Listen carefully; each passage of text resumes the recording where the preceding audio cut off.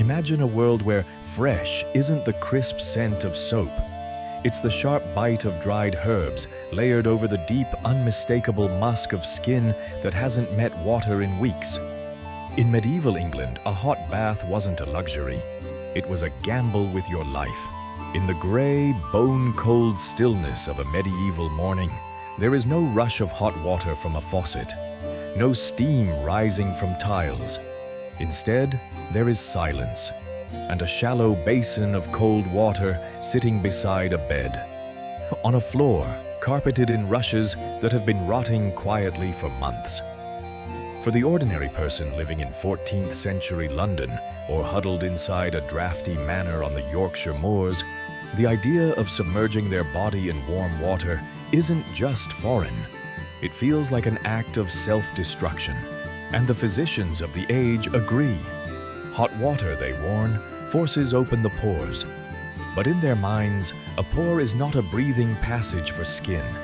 It is a crack in the fortress wall of the human body, a gap through which miasma, the poisonous, plague-riddled air drifting invisibly through the streets, can seep inside and begin its silent, rotting work.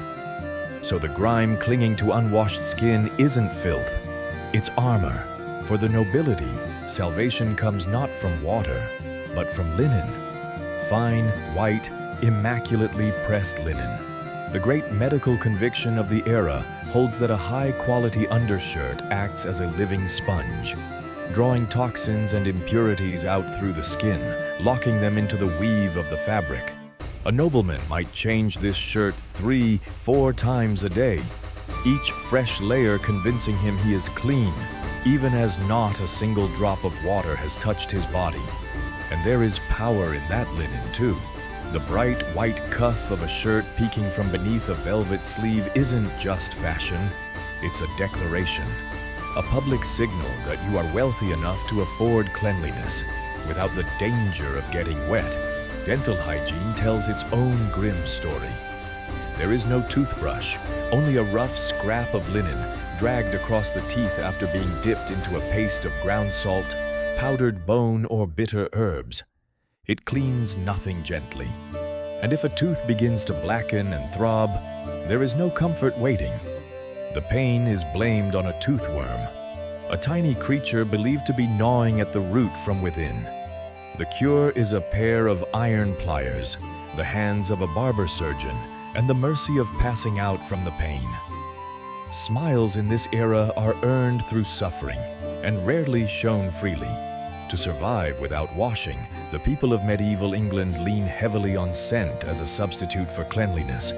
Rose water, musk, crushed spices, applied in thick, generous layers, not to smell beautiful, but to bury what lies beneath. Perfume in this world isn't vanity, it's a necessity. If the absence of bathing is a quiet, private struggle, the management of waste in medieval England is a loud, overwhelming catastrophe that reaches out and grabs you long before you can see it. At the peak of medieval luxury sits the castle. And even here, the bathroom is a stone bench with a hole, jutting from the castle wall above a moat or a cesspit swelling far below. No water, no flush, only gravity, doing what gravity does. In summer, the smell rising from the base of those walls is enough to make your eyes fill with tears. And yet, in a dark stroke of medieval pragmatism, those fumes are put to work. The nobleman's finest robes hang inside that very chamber. The ammonia rising from the pit below kills the moths and fleas that would otherwise destroy them. The toilet, in medieval England, is also the wardrobe fumigation room. Out in the streets of London, the arrangement is considerably worse. There are no moats here. There are buckets, open gutters, and communal pits filling faster than they can be emptied. And when night falls, the Gong Farmers come. They are the invisible workforce of medieval civilization. Bound by law to operate only in darkness, these men descend into the cesspits by hand, wading through the city's accumulated waste, shoveling it out in the blackness. The fumes alone could kill a man outright. Many did not come back up. They are not remembered. They are not celebrated.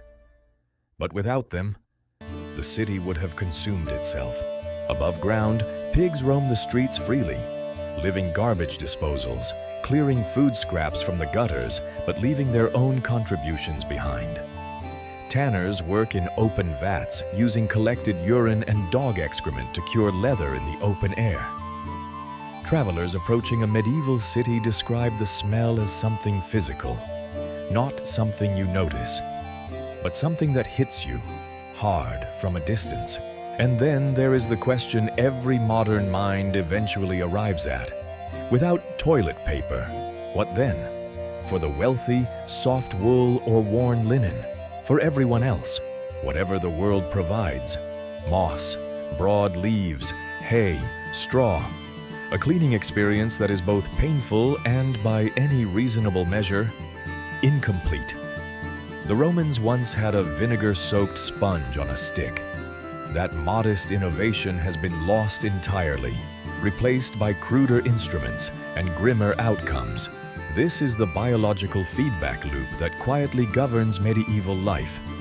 Hands that are never truly clean, wiping that never truly works. The result is a population almost universally carrying intestinal parasites, from the blacksmith to the bishop, from the peasant to the priest. Worms are not a misfortune in the Middle Ages. They are a fact of existence, a silent tax on every calorie scraped from the ground. And yet, to reduce these people to their filth is to miss the most important part of their story. Their immune systems are not weak. They are forged, hardened by constant exposure to a microbial world so dense it would likely hospitalize a modern human within days. They fight back with vinegar, with alcohol, with a deep and inherited knowledge of herbal medicine. They are not dirty because they don't care. They are constrained, hemmed in by the absolute limits of what their world can offer them. When we look back at the towering cathedrals and smoky alleyways of medieval England, we should not see laziness. We should see effort, immense, unrelenting daily effort to maintain dignity inside a world that was constantly, biologically, trying to undo them. Their hygiene is not a joke. It is a war, fought every single morning with a cold basin of water and a piece of coarse linen against forces they couldn't see and barely understood. And most days, somehow, they won.